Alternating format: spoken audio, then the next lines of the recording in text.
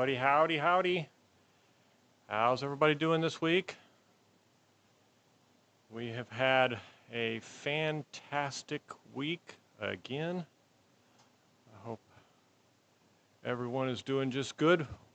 I got a lot of good content for us this week.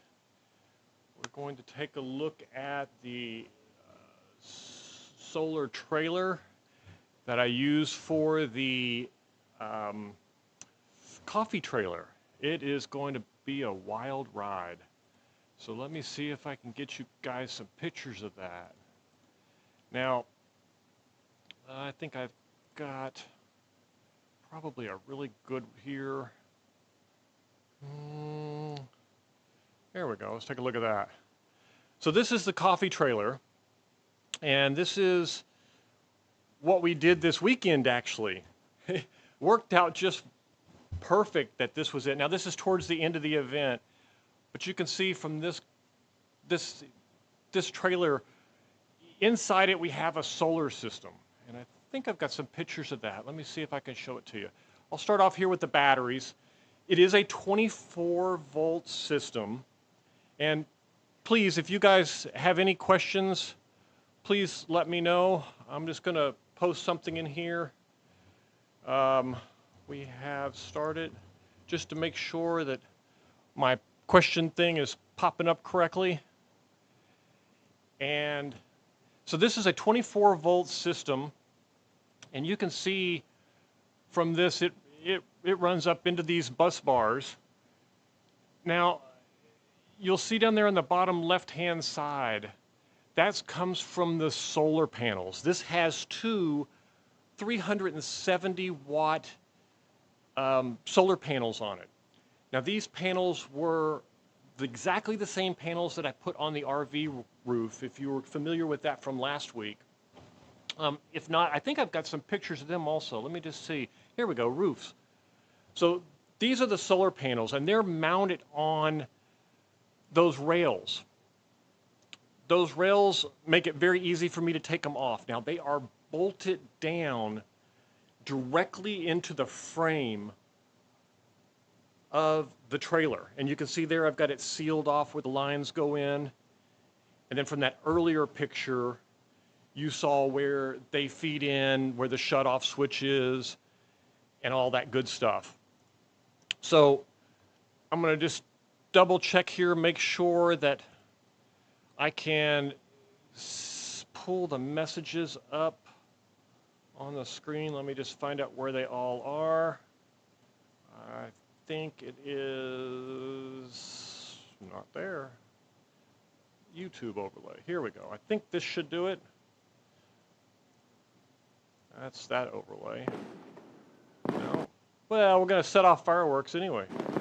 We're going to set off fireworks because this week we hit 2,100 subscribers. This is for you guys. I really appreciate it. We have been growing like crazy. So let's do this. There we go. Okay, so the YouTube messages are working this week. So if you have a YouTube message and you want to send it, I will be glad to show it.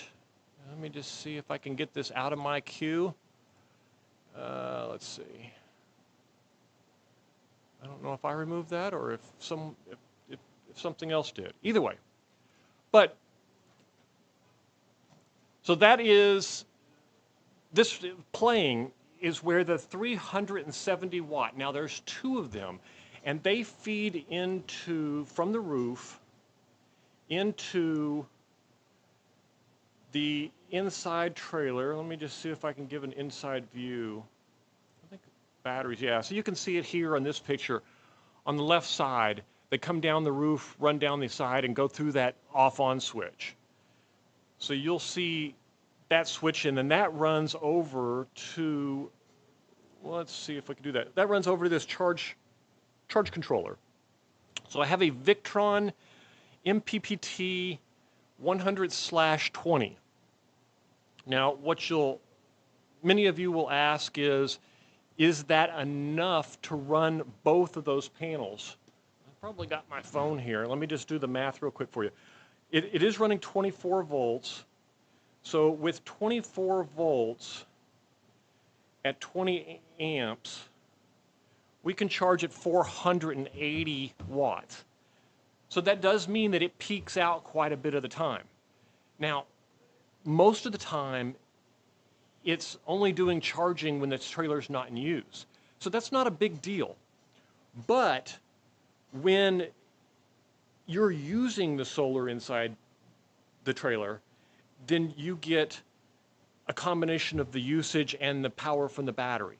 And I haven't had too much trouble with it. Now keep in mind, the majority of what I use this for is to keep freezers running overnight. And the reason I'm showing you this week is because there's a lot of questions about people wanting to have emergency showing.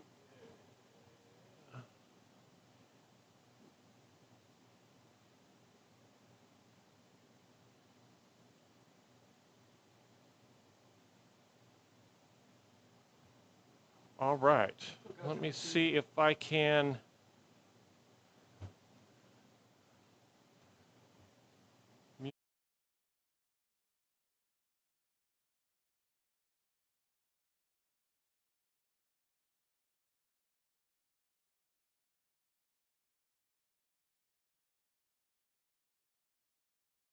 I think I cut my audio off. Sorry about that. So that said, we will. Oh, I see what's going on here. All right. Sorry, I had an echo in my ear. I had this live stream playing on the other screen, and I'm like, where's that audio coming from? The fun of live, huh? All right. So that said, looking at the trailer, we do have, and I'm just going to go back to the wiring here.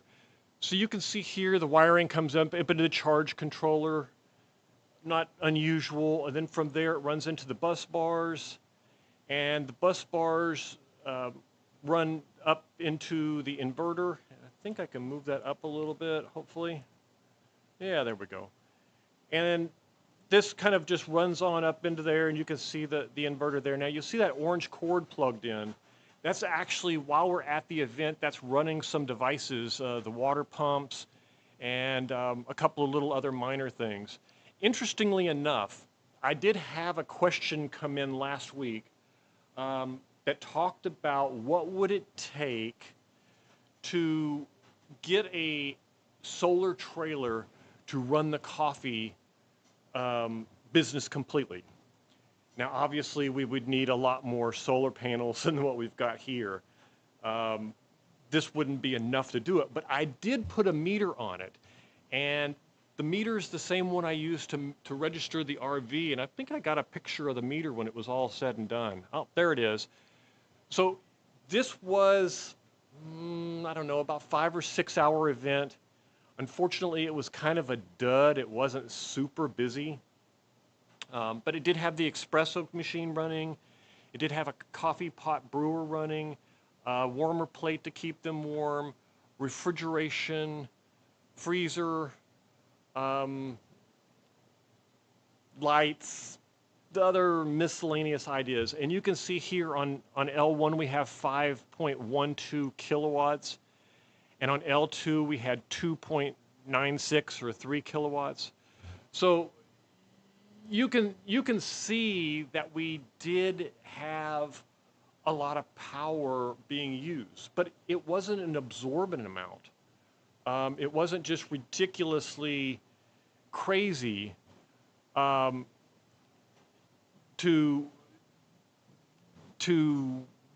say that we couldn't do it. Now, that said, thank you, Leonard.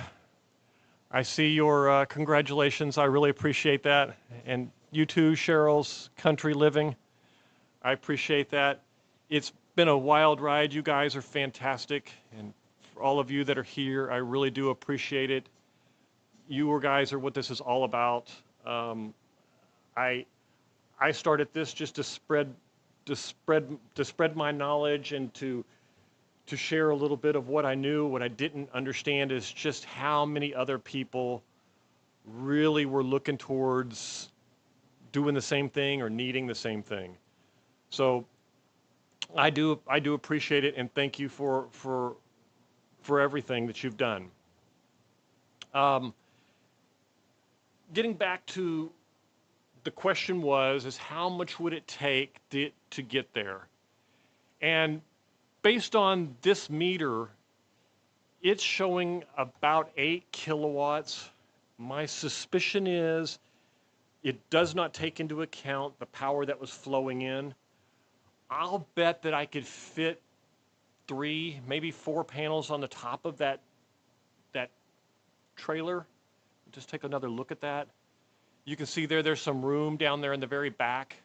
And I'll bet if I put 4 panels there, and maybe if I had a couple of on the ones on the side where I could, fold them up, fold them out, like some of you have suggested on the solar shed, where the panels are attached at the top, and we could go there, and I think I can actually, maybe I could draw that out for you on I brought a whiteboard this week.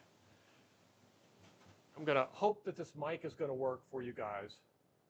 If you have problems with the microphone, please let me know. I don't know if you're gonna be able to hear me, and if you can't hear me, then I'll stop using it. But let's look at the side of the RV. I was thinking nailing a couple panels like this and then hinge them across the top. And then this would, and if that doesn't work, I can bring this with me. Yeah, that's probably a little better. So I hinge them at the top, and then we have them with the trailer from the side view would stick out like this. And some kind of hydraulic post here or something along those lines. So as you can see, it's totally feasible. And that should be more than enough power to collect.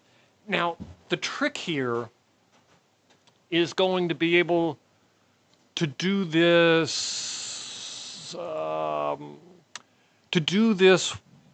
without the sun being out. Because without the sun being out, it would be very sad to say, well, I can't serve coffee, I don't have any sun. So the batteries need to be big enough to also run the solar coffee trailer while, what am I trying to say here? Spit it out. To run the coffee trailer when there's no sun. That probably means I need about 20 kilowatts. I'm thinking 20, 25 kilowatts ought to be more than enough to get away with it. That would get you a good busy show. It would also give you enough leeway that if you were collecting solar, you'd be able to keep up. Your batteries might drain down while you did the show, but you wouldn't run out. So that's what I'm looking at, is about 20 kilowatts is the answer, using the 9 kilowatts that came from the meter, as we see in this picture here. Or is it 8 kilowatts? 8 kilowatts. So I'm thinking double it, a couple of extra spare, but that's really going to be able to run something like this, where we're able to serve espresso, lattes. Now, I could go with a smaller espresso machine. This does have a nice espresso machine, and it also accepts a 240 30 amp one also. I didn't measure it with that, though. I measured it on a 110 espresso machine, so it's not totally valid, or not as tiny, and it's not the huge one. But it should be able to support it completely. So that's kind of what I was thinking. I did have, I see that I don't see any other. Hey Roy, welcome. I see you joined. I can't see everybody, but if you say hi, I would love to thank you for being here, whoever you are. But Roy, Cheryl's Country Living, Leonard, anyone else that's here. So that was kind of the first question that I got. There were several other questions that I got in email. The biggest one that I get is, how did I build the shower shed for under $200? And I want to make sure that I'm perfectly clear on this particular one. The solar shed is only the solar panels. So it collects the power. I did put in a combiner box and then sends it over to the RV. The RV has 30 kilowatts of batteries. Let me say that properly. And then it also has the charge controller. It has a Victron 15035 charge controller that allows me to bring portable panels with me when I travel. So a lot of people ask, how did you build it for that? Where are the batteries? Blah, blah, blah. And I just want to point out to them, it's there to collect power. It's not there to do what the shed or what the RV already does. Now, a project I would love to get involved with is to take the solar shed, add some batteries, and add a nice 10 or 12 kilowatt inverter to allow me to run the washer and the dryer and that kind of stuff from there, and then feed the extra power to the RV from that point. That's a very feasible idea and something that I'm investigating. Hopefully I'll be able to do at some point in the future. So that was one of the questions that I saw there that I thought was important to answer right off the bat. Also, I need to point out, I had a couple of comments about this. I'm not an electrician. I am an engineer, but I am not an electrician. So please keep in mind, if you see me doing it, it's what I did. I suggest if you're uncomfortable with what you're doing, you contact an electrician. There's professionals that can answer these questions for you. Enough of the technical jargon. But I just wanted to make sure that was clear, that this is how I hooked it up for me, for my purposes. I'm not suggesting that you should do it this way unless this is what you want to do. Okay.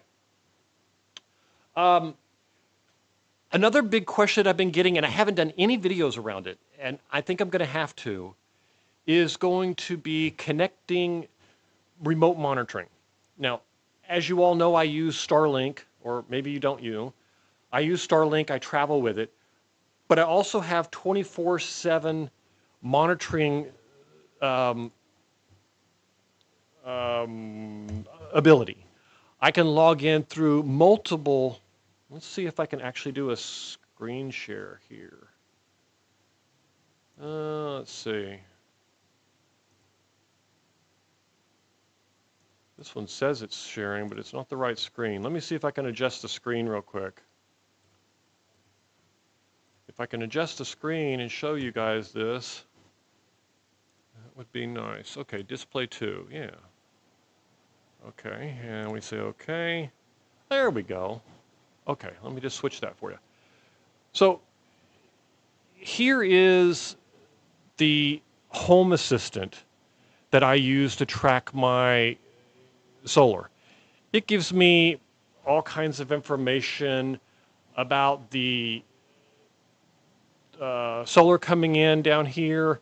You can see I have the RV, the 5 panels on the front, the 5 panels on the back, and this is the solar shed. So you can take a look at the solar shed for the day, and you can see that we had some clouds show up in this area here. It also has a master status board that I use. It basically tells me how fast it's draining the batteries, how fast it's charging the batteries. It's pulling at 21 amps right now from the batteries. PV currently being pulled is 8.6 amps. If I was in the middle of a busy day, I could come over here and see, here's the total PV, here's what's being used, here's what's additional's been going into the batteries. Unfortunately, it's 4:30, the sun is gone for the day, there's been a lot of clouds all day. And I'm using 360% more than I'm doing. You can also see I've got monitoring of the batteries. So the Victron Smart Shunt showing me 85% the batteries. The JK BMS is reporting that battery is at 87. And then the Solar Assistant is showing the batteries for the EG4 batteries, the three 100 amp 48 volt batteries are at 78. So the pretty close to the average of 85 is what it ends up being. I think I can get you the Solar Assistant also. Let's see. Nope, not that one. Yeah, that didn't work. Oh, let's try that. There we go. Okay, so the Solar Assistant, you can see here that, oh, I'm being told I have a bunch of questions. So let me go look at those real quick. Let me just switch over here, see if I can take a few of them. All right. Would you recommend using a combiner box or connecting straight to, let's send that. Let's see if I can make this show up right. There we go. All right, Stitchamania.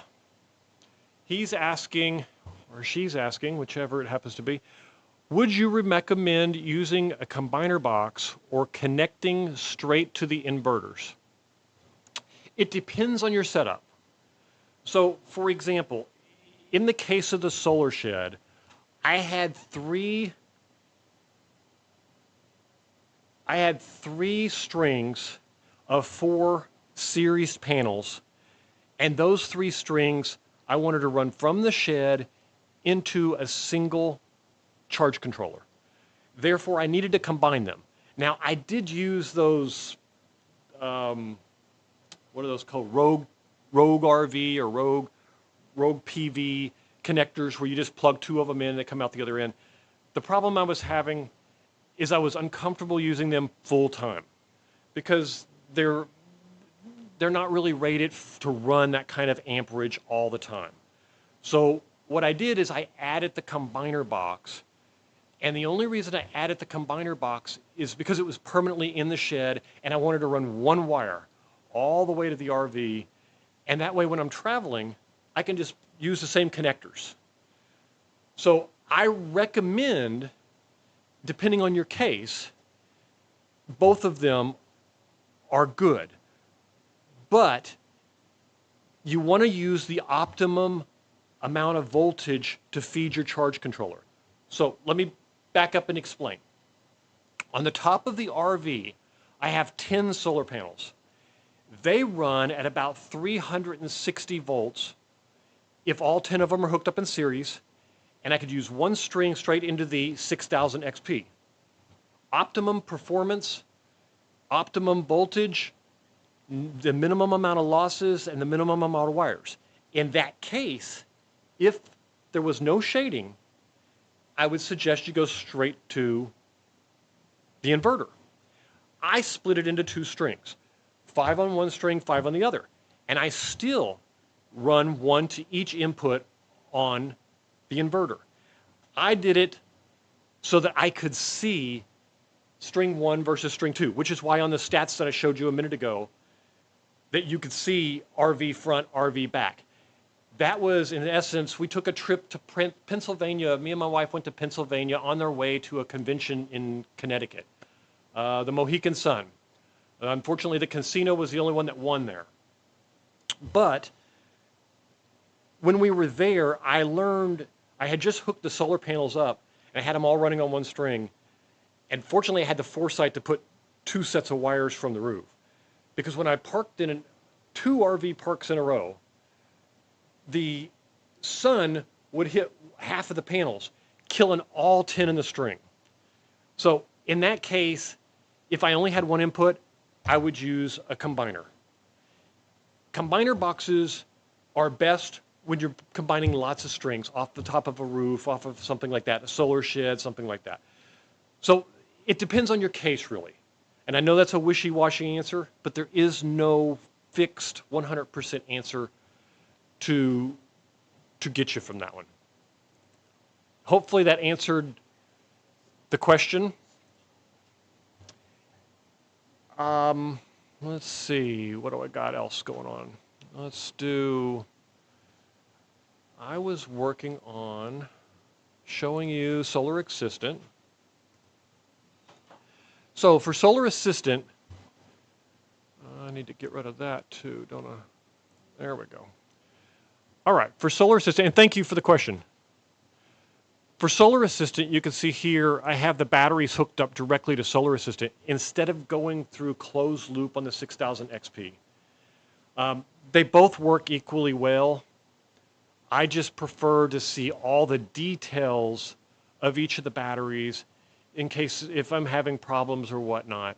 This also feeds those details over into my Home Assistant where I can track statistics and I can see all the stuff going on with each of the batteries. And that also allows me to go into the the JKBMS, look at all the cell voltages there, and see what's going on there, and kind of track all the different cells, make sure they're balanced. You can see earlier today where I had it unplugged for a couple hours. So that's basically what I use for remote tracking. Solar Assistant connects to Home Assistants. They're fed through the background through a MQ feeder. It makes it very easy for me to keep track of them. They're both available online, so I can get to the data very easily and see what's going on there. So hopefully that answers that question that I got about what do I use to track the outputs and stuff. And let's see what else we got going out there. Let's see, we got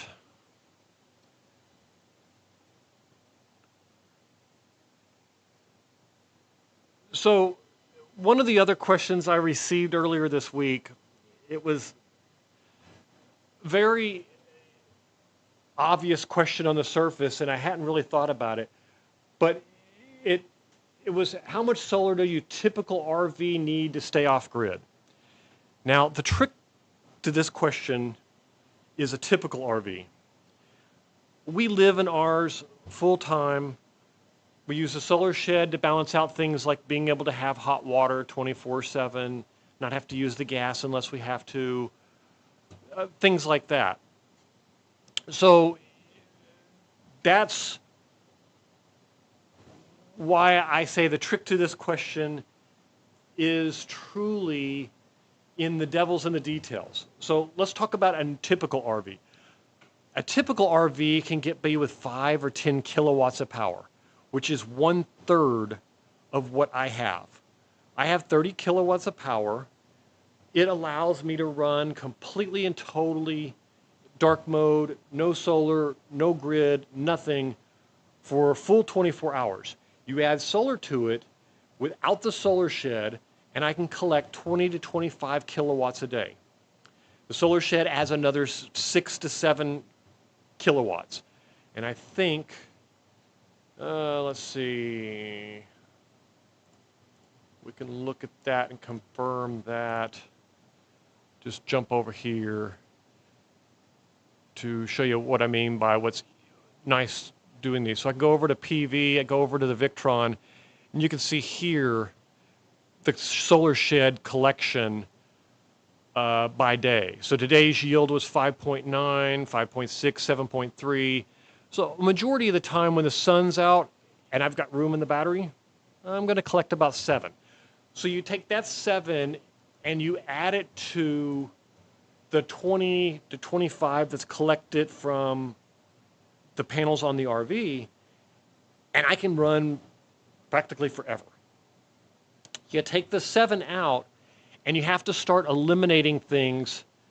For example, you probably would want to start looking at things like, let me see, where is that screen? Here it is, this one. So here I've got, almost 2 kilowatts today in hot water. I got another 2.23, which is our coffee pots, the espresso machine, and my wife's coffee pot. And a big difference between the way you would use this when you're traveling and when you're using when you're living in it full time.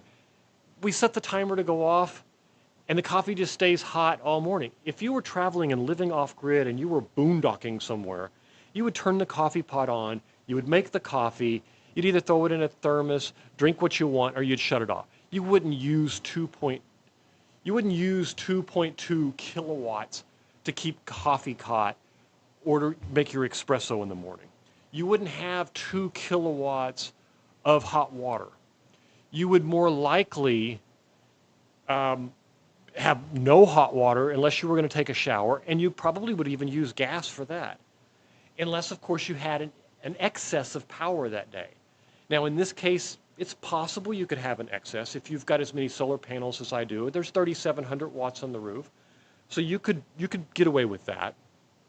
But that's not a typical RV. So a typical RV, I would say 5 to 10 kilowatts, and you put as much solar as you can on the roof. Now, are you going to do like I did and take the air conditioners off the roof and put more panels down, take all the caps and make them short, low profile so that you can fit more on there? No, you're probably not going to do that.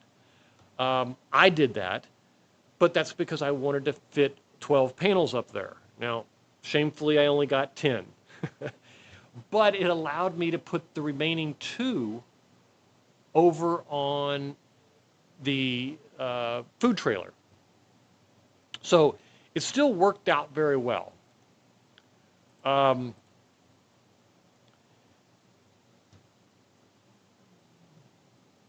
Cost was another question I had on this, and I had a lot of people ask me what it costs to build the RV. I've started a parts list on this, and I've started to break it out. I don't have it yet, but I will make an attempt to finish it and see if I can post it in this video at some point.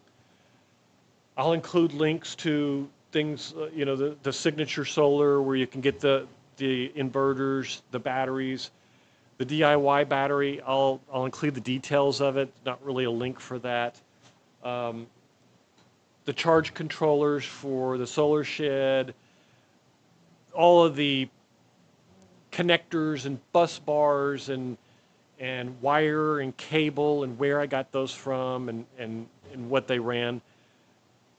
Price-wise, I know the initial investment for the batteries, the solar panels, the inverter. And now keep in mind this was all new, and we were on that exact trip was planned for 6 weeks out last year when I ordered the solar system.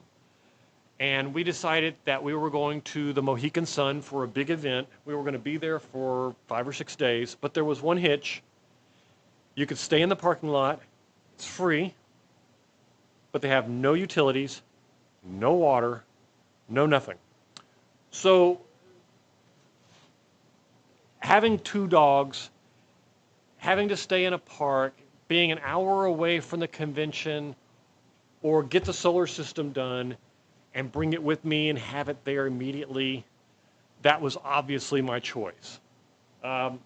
Fortunately, the boss, my wife, she said, yes, go, but it's got to be in place by the time we get there. So can you imagine you're given the green light and you're told, yes, get it, but make it happen in 4 to 6 weeks.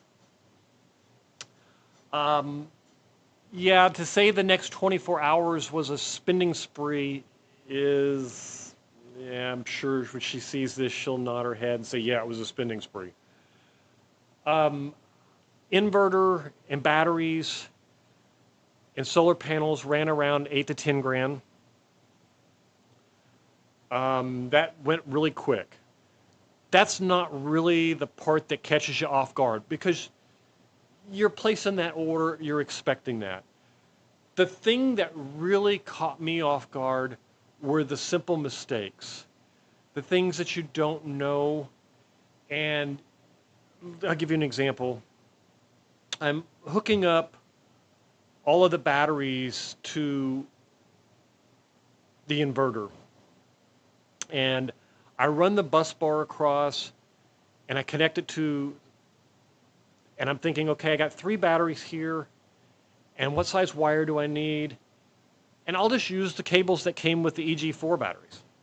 Unfortunately, the cables that come with the EG4 batteries are made to go in one of their racks. And I don't have one of the racks. I'm in an RV. There was no room to fit it in the bay and still put the 3 batteries. It was too tall. So I had to turn the batteries on their side, and they weren't in a rack. So I welded together a brace that goes around them and bolts into the RV. Holds them good and stable. But the cables wouldn't fit. So I ordered a set of cables, and they came in, and I started working with them, and I realized these are speaker wire cables. I go out and I look at where I ordered them from, and they tout, oh, they can handle 6 bajillion amps and blah, blah, blah. But that's speaker. So I start investigating, will this work with solar? And technically it probably would have.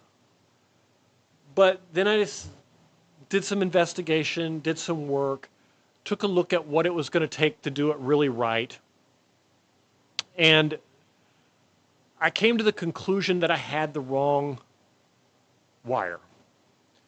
It wasn't safe the way it was, or it wasn't safe enough to put my wife and puppies in there sleeping. So I went out and investigated that I needed new wire. And because I'm marine based and we love to stay on the ocean, near the rivers, in a very marine environments, I decided that I wanted to get tin plated wire because that would resist a corrosion and keep me from having to deal with them and mess with them 6 months, every 12 months and everything. So I ordered the copper clad wires. And it came in, and when the first time I went to cut the wires, I realized it was copper cladded, not nickel or tin plated copper. They were aluminum wires with copper cladding. Totally useless. The amp rating is a fraction of what it should have been.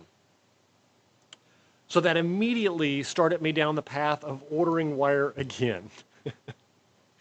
Now, of course, I'm already into this wire for several $100s because I've ordered it wrong twice. I did order it one more time. I did find a marine grade company that gave me some 1/0 copper wire with tin. It's tinned copper wire. Good quality, rated for 280 amps at 105 degrees Celsius. Wonderful wire. Very happy with it now.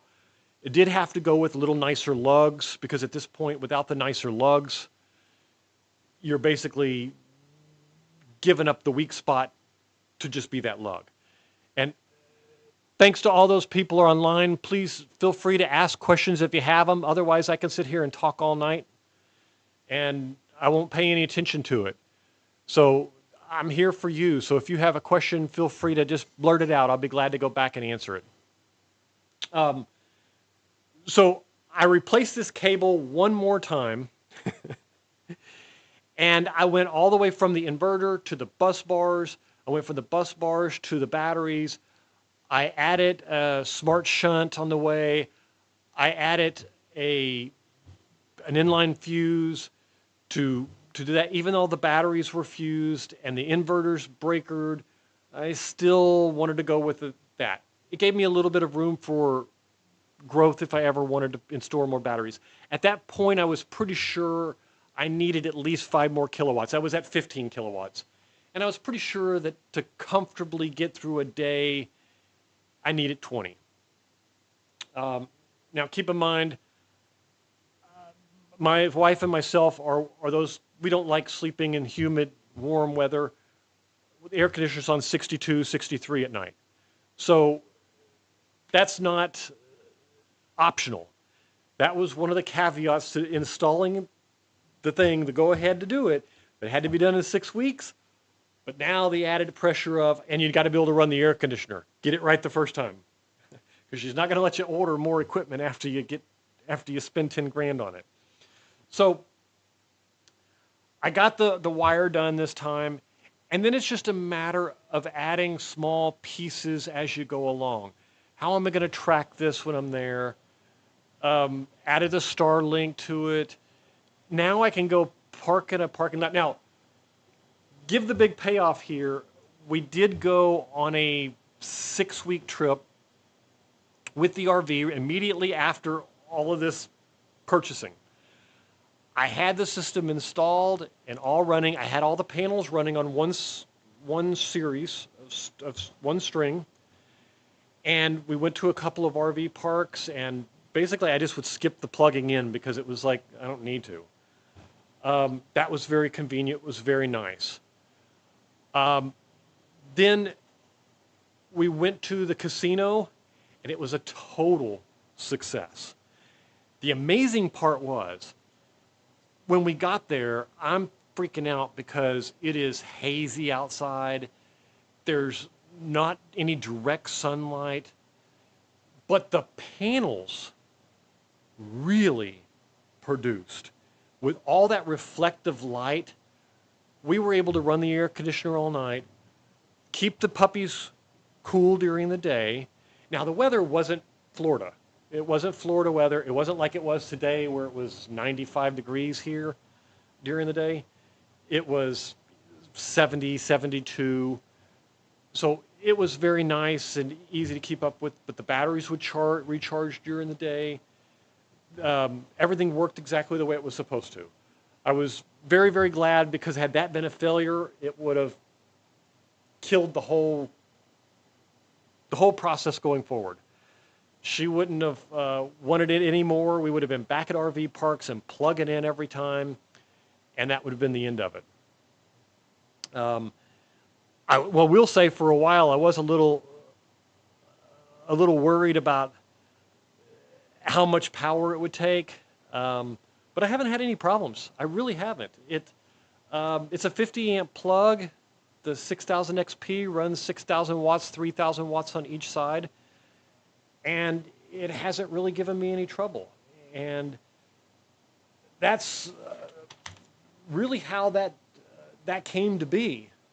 I know I had another question about the RV real quick that I had gotten earlier this week. I wanted to see if I could find real quick.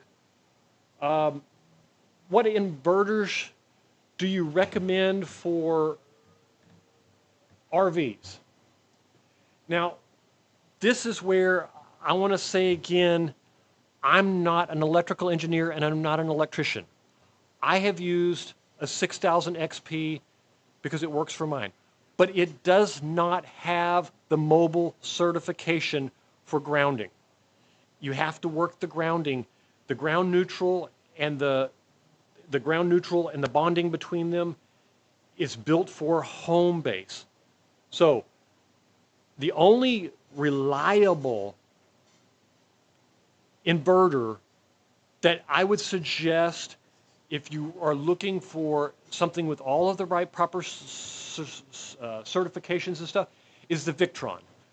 The Victron units, they have absolutely fantastic certification in that. If you want to go with 240 split phase, you do have to order 2 of them. And they are very proud of their products, but they are very, very good products. I use them for charge controllers. I use them for my Victron Orions. I'm going to see if I can get a hold of one of those 12 to 12 volt chargers they have out now. They've got a new 50 amp one where you're driving down the road and you can charge your lithium batteries now. They have an older 30 watt one 30 amp one, not watt. 12 volt to 12 volt. That's intelligent. The nice thing is it's like a charge controller. You can set when it turns on, turns when it shuts off, and all that. The reviews on this thing is fantastic. I have never had a need for it because mine charges going down the road, and if I'm not in there using anything, then what am I going to need it for? But I've had a lot of people ask me about it. So I'm going to see if I can get a hold of one and get to try something there. So the question was, which ones do I suggest? There are a lot of inverters that you'll see that people have installed.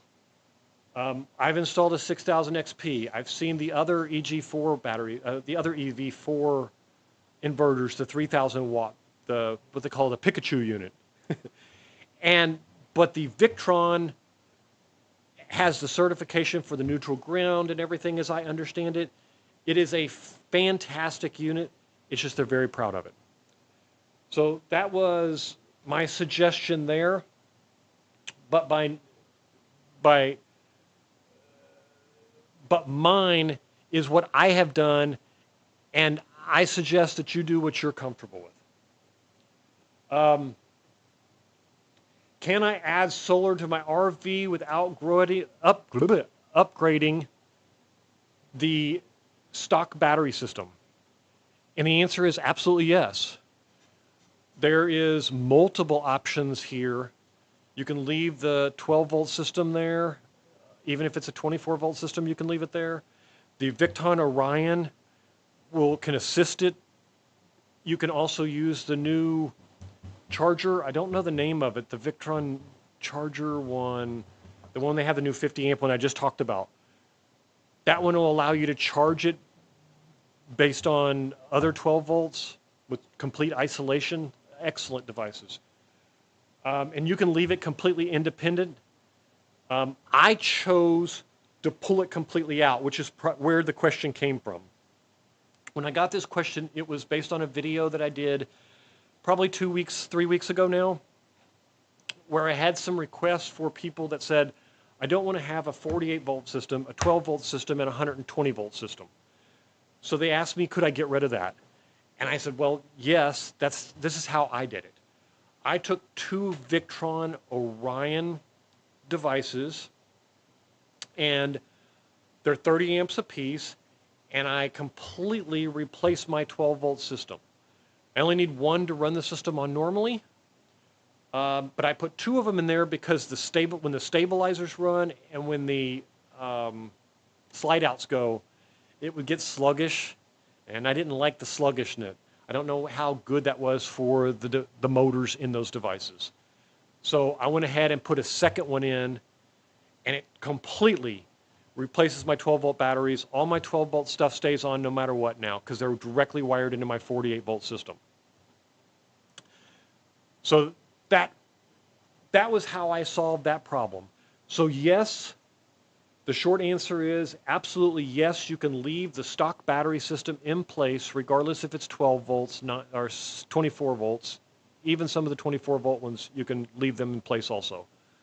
Shouldn't be a problem. You just need to get the right equipment to charge them properly. So you do have to manage charging them. And you do have to make sure that you have some option for them if you park it. What's going to happen? With me, the solar system takes care of it because the Orions still run it. But it can be done, and it is a whole lot easier to do it. As a matter of fact, using the battery as a buffer for those surges is actually probably a better choice. If I was to do it again, I would get one of those high capacity 100 amp high output 100 amp batteries that had, the 300, 400 amps of output. And then I would put one of those Victron chargers onto it and have that run it 24/7. I don't think I would go with the 2 Victron Orions. The Victron Orions are expensive. I mean, they're $201 a piece. So just that solution alone was $402, and you can't get them cheaper anywhere else.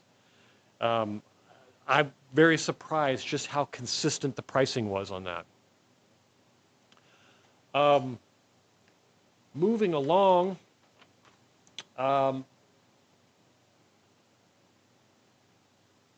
I had a question about that was related to the solar shed that asked about solar tracking mounts and automated panel movement. I have not tried any of them. I understand the concept. Take the panels, point them directly at the sun, and then track that sun as you move across. Some of the ones that I've seen are smart enough to adjust when the sun moves to get just the maximum input. I've even seen some single axis versions where it basically, detects where the sun should be and just kind of does this across the sky to get the maximum input from that. Both of those are good options, and I've heard good things about them. I have not tried them myself. I haven't had a need for it. I don't have the room for it where I am now. As you know, the solar shed is basically a way for me to have additional panels and satisfy the restrictions of where I am and where I'm parked at this point. It was kind enough, I thought, for them to allow me to put a shed up in the first place, let alone attach some panels to it and get some fun out of the construction and the build.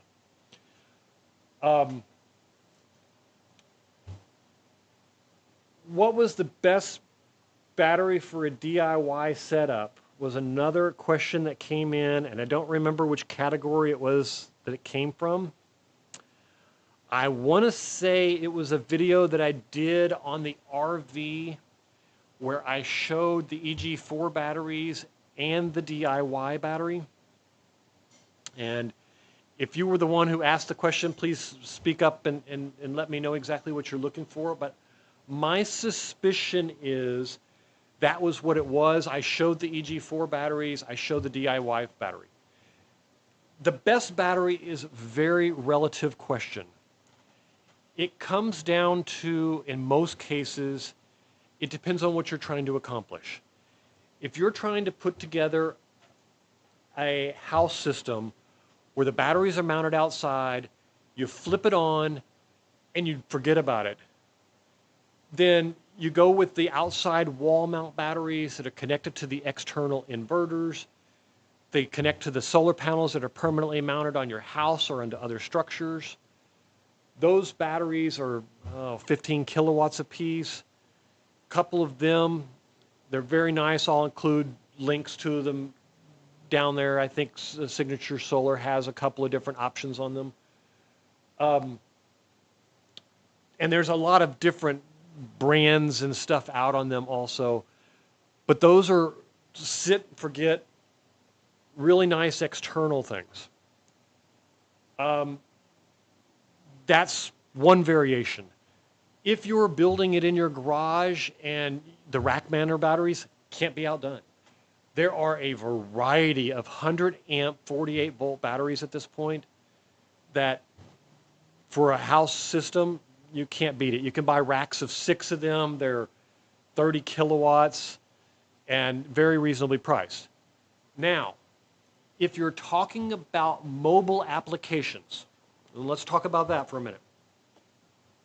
If you're talking about mobile applications where you're looking at something like, let me see if I can go back to the trailer. There we go, this one. So if you're talking about something like this is a 24 volt system, but that's 2 100 amp batteries that I purchased off of Amazon just for messing around, testing things, playing with different solar setups. And as a matter of fact, I have just pulled those out after this weekend because next week in this live stream, we are going to build a 12 volt solar system from nuts to bolts, all the way from setting up the batteries, connecting the bus bars, putting in the fuses and putting in the breakers, connecting the inverter, setting up some solar panels, setting up a charge controller, and turning it all on. I don't know how I'll be able to get it to charge. We won't have enough light for that, but at least we'll be able to see some voltage on it, know that we got it hooked up right. That should be a great stream next week. And I don't remember the question I was asked that I was working off of. Oh, best battery for DIY setup. So these are great options if you're going with a 12-volt system. On a 24-volt system, they now have 24-volt versions of these and 48-volt versions of these. The 48 volts, you can go with the server racks. They had all kinds of meters and stuff like that. My only real suggestion is that you get something with Bluetooth so that you can actually log into it, see what it looks like, monitor it a little bit, especially if you're doing van life or a caravan or a small RV or a food trailer or a coffee trailer or something like that. This way you can log in and you can see the device itself. And I think I might be able to show you maybe what those actually portal looks like here. Probably can get one.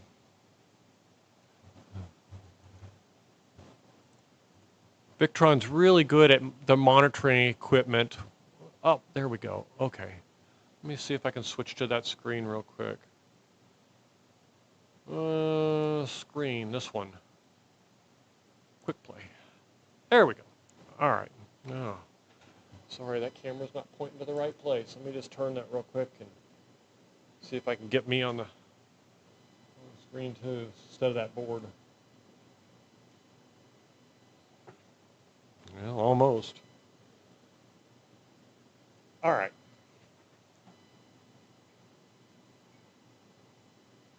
There we go. Now keep in mind, behind me you see the coffee. I'm at Supervillain Coffee here in Cocoa Beach. This is my wife's coffee shop, but it is Supervillain related. So she originally started as a she originally started as a comic book shop where she did video games and all kinds of stuff.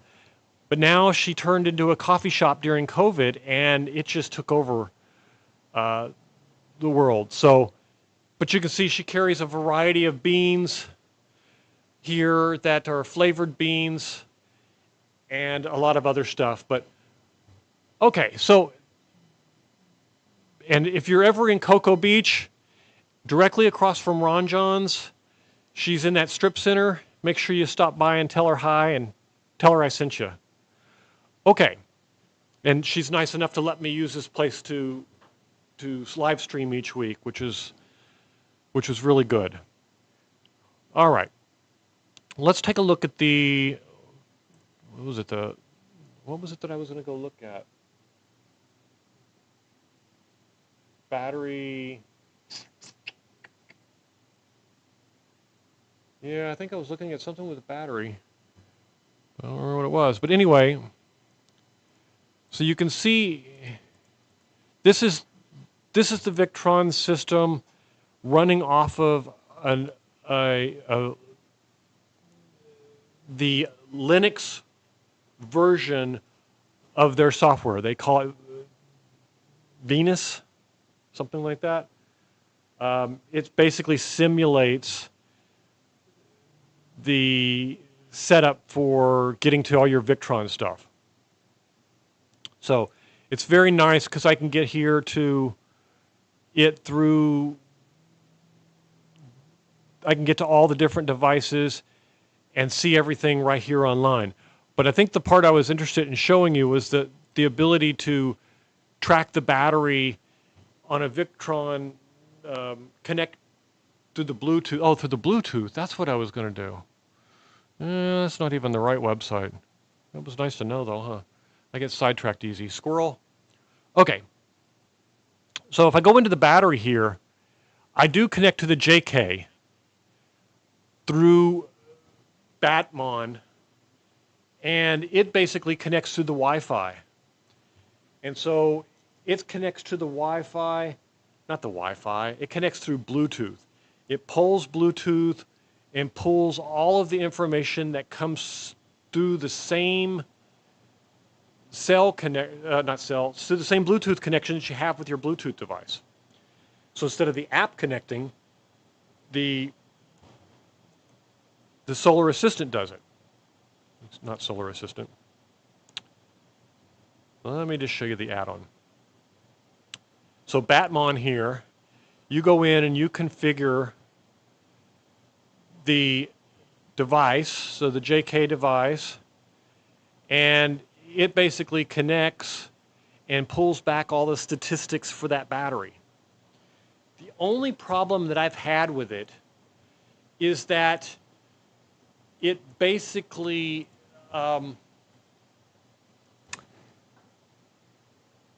because it's using Bluetooth, it's not extremely reliable.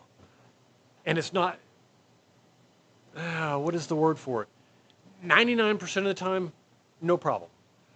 But if I'm looking for a very responsive answer where I want to know something right now, watch the cells balance or something like that, it's delayed. So it goes out and it does polling every 30, 15 seconds. And so you kind of get sporadic information. If it has a Bluetooth issue, then it just skips it and comes back to it the next cycle. And so sometimes you end up with 2 or 3 minutes between updates. I might even be able to see if I can show you real time. Let's do this. Home, go over here to battery. So this is coming from the JK here. So you can see I'm sitting at 10 or 12 seconds now, and then we'll see how long it takes to cycle. So it basically sits out there and polls. Now I've got it set to 10, 12, I think the minimum is 10 or 12 seconds. And as you can see here, it's been 30 seconds and it doesn't update. Now, I've also noticed that sometimes if things don't change, it doesn't refresh the sensor in Home Assistant. So sometimes the reporting here is a little deception. And there it goes in 2 seconds. So now it just refreshed. So that one took almost a full 60 seconds. So that's kind of what I'm seeing with that. It's a little, eventually I think I'll get one of those new V19s and hook that up and see how it works, but we'll see when we get there. Those new JKs look really nice. They've got a lot of nice settings, but I think I'll give them a little while to get some of the bugs worked out. Because I hear some of the old bugs of revisiting the new firmwares. And now that they're done updating the old firmwares and all the old versions of those BMSs are done, hopefully they can focus on one and make it really good. So anyway, I check over here. So can solar run a fridge, a water pump, espresso machine, and all this once in the trailer? That was a question I had leading up to this that someone had sent me is, are you serious? You think you can run the whole thing? The answer is absolutely yes. The question becomes is what kind of espresso machine? You can go anything from a small household espresso machine, which some of these portable coffee trailers use, all the way up to a giant 30 amp, 240 volt one here. If I could run all that power through an RV, I can certainly put it in a trailer and run a coffee trailer. The question becomes in this case, not if I could support that. A fridge is easy, other than a short spike. Usually the fridge spikes are at 800 or 900 watts and then runs at about 100 watts, no big deal. The water pumps are 30 or 40 watts, I'm sorry. They're almost non-existent. And then you have the espresso machine. That's going to be your big power draw. Your coffee pot can run at about 1300 watts. So you do have some serious power draw. But I've ran that coffee trailer successfully for a year now on a 9500 Harbor Freight generator. And it's only generating 26 amps at 240. So if you could get that up to 30 amps, 32 amps, even a 50 amps, you could easily run a full-fledged coffee break. And I think if you could get enough panels, you could completely independently operate it without the fear of running out of power or needing a generator. And I just think it would be really cool to be able to do it. I'm wondering about the payoff of how long it would take to do a payoff. Not everything's about payoff, but in this case, it would be kind of cool to know what it was and how fast you could pay it off. So I may end up doing that kind of configuration. So the answer to that question is, can you run? You can run all that equipment and more. Not a problem there. You're not going to have an issue whatsoever with, or wouldn't have an issue with that. So, I am not sure how many more questions I can find here. I think that was, oh wait, I do have a couple here for, what is the ideal solar setup for weekend RV trips and full-timers versus full-timers? So weekend trips and full-timers, I got this question from one of the videos where I said, if you're going to be building a solar system, that you make sure your use cases are accurate and represent what you're actually going to do. Let me give you an example. I live full-time in my RV. So a typical day is I get up in the morning, I make coffee, my wife's coffee pot goes off, and we both have coffee. It sits there and keeps it warm for long periods of time. In the meantime, I have my laptop, I have the Starlink turned on, I have the air conditioner running, and the whole thing all day. I keep it cool. She comes up and runs the coffee shop. The doors are open and closing, but it's heavy usage all day to keep things comfortable, to make sure everything is exactly the way you want it. That is full-time usage, and that's different from the weekend warrior in a very important way. If I'm the weekend warrior and I pack my RV up and I go off to a state park, the last thing I'm going to do is sit in my RV and watch TV for an hour and play on my computer and surf the internet. I'm going to get out and go hiking all day. I'm not going to have the extensive usage of the air conditioners. So I may not have as much usage during the day. I'm most likely, if I'm going to do that, going to take my dog with me. We're going to go hiking, we're going to go walking, we're going to go see the state park, we're going to go bike riding. We're going to be doing things. I'm not going to be doing things in the RV to live my life. I'm going to be doing things because I'm on holiday, I'm on vacation, I'm off work, and the last thing I want to do is play on my laptop and work. Okay, that's the first important distinction between the weekend warrior and the full-timers. The weekend warrior, because the usage is so slow and so low, you can get away with a much smaller battery bank, or you can get away with a smaller 24 volt or 12 volt system. You may be able to just take the 12 volt system that you have in your RV now and just add a few batteries and put in a couple of turn-off switches to be able to turn certain things on and off when you need, and be perfectly comfortable. They've even got, I've seen some talk lately about 12 volt air conditioners.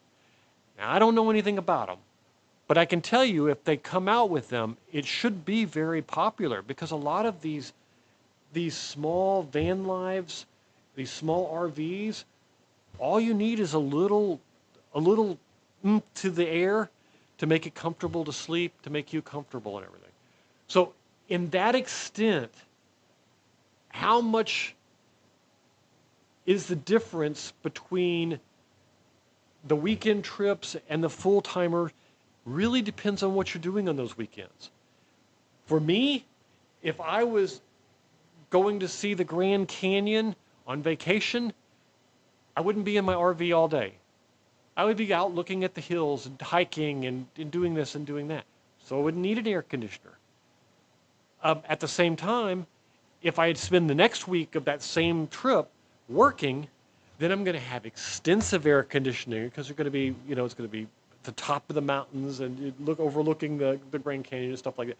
So it depends on your usage, but keep in mind the usage of the two items are truly independent and different, and you need to measure a realistic use to determine what kind of system that you're going to need in that environment. So, let's see. Looks like we've got 6 or so online. You guys are awful quiet today. I haven't seen a single question in ages, other than the ones I got from messages earlier this week and emails and stuff like that. And I am pretty much running. I skipped around on them a little bit to match the context, but I want to see if anybody online has anything. We're looking at been streaming now for an hour and 15 minutes. It seems like just a few minutes, doesn't it? If anybody has any questions, you just speak up and let me know. And I'm going to look through my notes here and see if I have anything else that's outstanding. I did have one that was, how long does a system like yours take to pay for itself?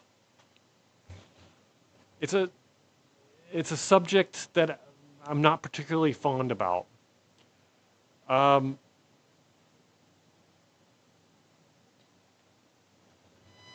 Hey, Color Maker, thank you for the comment.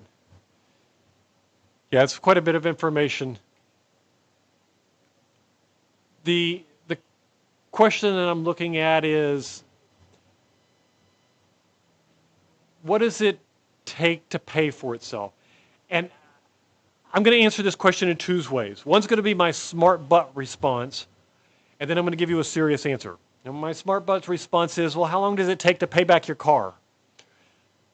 A lot of things aren't based on what it takes to make all the money back. A lot of things are based on, I live in Florida. There's hurricanes. I want nothing to do with the power being out. Imagine that you're sitting in your house, that you're getting ready to move because you want to go live in your RV. You just spent $10,000, $12,000 building out your RV so you could make it to a convention in time, and you've come back home and you've built this thing all out. You've got it parked down on the beach, and you get a report that a hurricane is coming. You're thinking, we get hurricanes every year. The wind's going to blow. They're going to howl a little bit and blah, blah, blah. Then when the hurricane gets here, you're thinking to yourself, I wish I had left.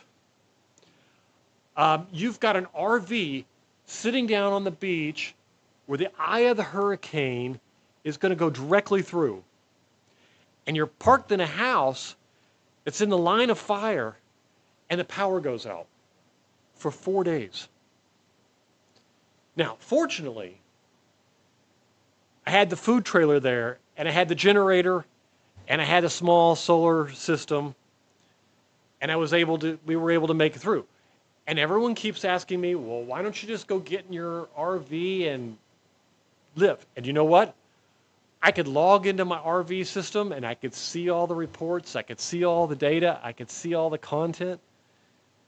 I could do exactly what I'm doing here. And I could go over and I could say, oh, look at those batteries. The lights are on, they're 76% charged, or actually they're 83% charged. They're 83% charged.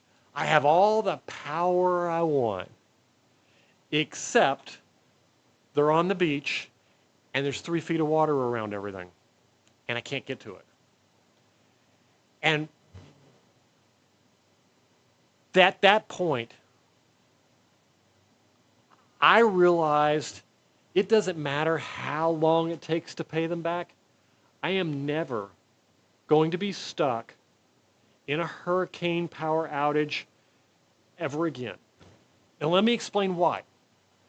Because a lot of people don't understand hurricanes. If you're not from Florida, you don't get the fact that you got cable modem sitting in your house. It's on 24/7.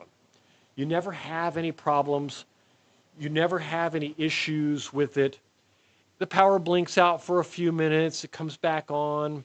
No problem. Everything's good. What you don't realize is when a hurricane takes the power out, it doesn't take it out to your house.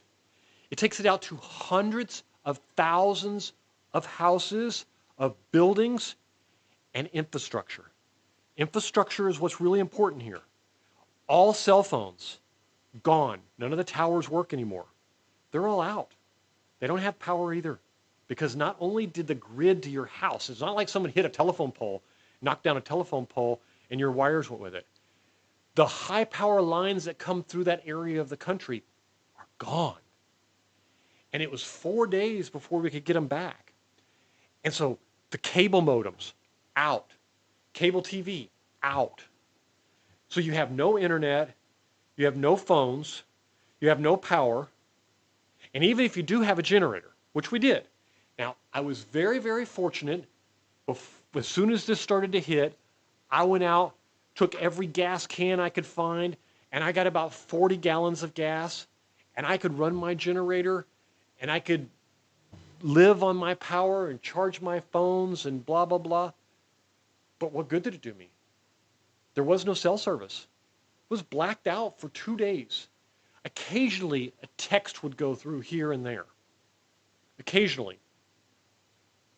So, you have to understand when a hurricane comes through and rips things apart, it's not the same as, oh, I lost power in my house yesterday. And you still have an internet, and you still can watch your live stream, do all this and everything. It was devastating. And those few moments that you do have service, your wireless service would come back up. And you'd go out and you'd get a couple pieces of news, a couple of things of mail would come through. You log into your solar system down on the Bowler Beach to find out that it's operating and nobody's there to use it. It had fresh water. City water's gone. Your well pump shuts down. I mean, everything. Everything is gone. But in my RV, I had everything. I had water. I had tanks of water in there. I have a complete boondocking system. Even if there was 3 feet of water outside, I was completely under it. Next hurricane, I'm not going to worry about the payback. I'm going to worry about I am safe and can live without being in the hurricane aftermath. I can safely do it. So that's the smart but recent answer. Long one, sorry. Told you if you didn't ask questions, I could talk all day, and I can prove that. The real answer is it will take years. Right now where I'm at, I would probably end up with a $200 electric bill every month. And that is Florida rates, very good rates. Other parts of the country, it would be quite a bit more. So at a couple $100 a month, 6 months for every year, every 1,000, 10 years, 60 months, 5-6 years. Now, let's talk about the big payoff and how I can quickly eat away at that 60 months. I go to a convention in Connecticut like last year, and I stay at the casino in their parking lot for $0. I didn't buy a hotel. I didn't pay for anything. No power, no electricity, no generators, no gas, nothing. I simply parked and spent a week at a casino for free. And I was able to run the show. I was able to run the convention, come home at night, eat dinner, see my dogs, relax, watch TV. My Starlink's hooked up so I have full internet access. I have water. I have bathrooms and showers. And now you got to be careful. I mean, bathrooms at full usage the black tanks last me about 5-6 days under conservative use. Under heavy use, day-to-day, about 4 days. Fresh water is not as big a problem as bathroom tanks filling up, because fresh water, you can buy bladders that you put in the back of your truck and you can go and fill it with 60 gallons of water and you can refresh your tanks. I personally have never had to do that, but there are people who boondocks out in the middle of the desert or something along those lines. So the payback for not having those type of bills quickly, I mean, you're talking $200 hotel room for 7 days, it's $1,400. Boom, saved. Not to mention on the trip up there, we could pull in, make a cup of coffee in a rest stop, go to the bathroom, our bathroom, not the public bathrooms, make a sandwich, not have to go to fast food, not have to spend an hour off the road or any of that kind of stuff. Those type of things to me are worth, well, heck, the bathrooms alone are worth $1,000 a year. Those type of things prevent me from asking how quick will the payoff be. But if I had to put a number on it, I would say 36 months will be a very clear 100% payoff. Now, let's make sure that if you're living in your RV and you qualify, and I am not a CPA, just like I'm not an electrician, I'm not a CPA. But a lot of the solar credits for your primary home qualified, and you could write off a big portion of them, and you could get that back. And those aren't just, hey, we're going to not tax you on this. Those were giving a direct credit back, money back. And you could get a large portion or some portion of it directly back to you. That also reduces that payoff. If you're a weekend warrior, forget that piece. It won't work for you. It will for your house, but it won't for that.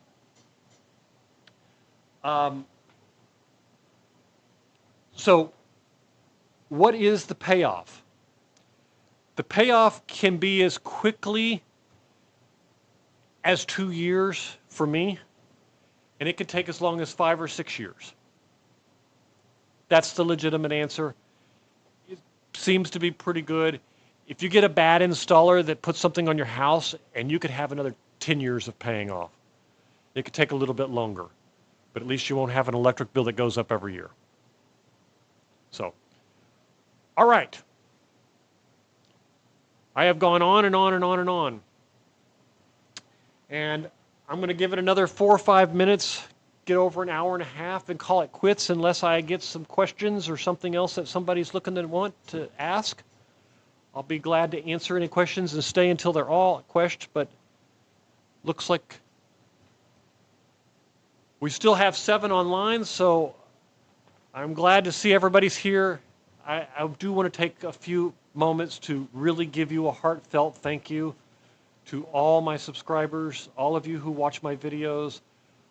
I was sitting prepping for this earlier today, and I looked over at my wife and he said, you know, I think my favorite part is reading feedback. Occasionally you get some bad feedback, but for me, the challenge on the bad feedback is to turn it around. If I'm getting bad feedback, usually it's because somebody misunderstood something. And so all feedback to me is important. I like to read the feedback, see what you guys are thinking, and then respond to that feedback with videos. Most of the videos that I create, I would say at least 3 or 4 out of 5 are directly related to what you, my subscribers, my viewers want. I am very responsive to that, and I want to make sure that I thank you for the feedback. It gives me enormous amount of enjoyment. Today we broke 2,100 subscribers. Last week I was celebrating 1,000 subscribers. At the beginning of the month, I had 130 subscribers. We are growing in leaps and bounds, and I say we because I honestly believe it's all of us. It's a community. And I want to make sure that I take the time to thank you. So thank you. And I think that deserves something like this. Yes, more fireworks. You guys are fantastic. It has been a fun ride, and I hope to be making videos for years to come.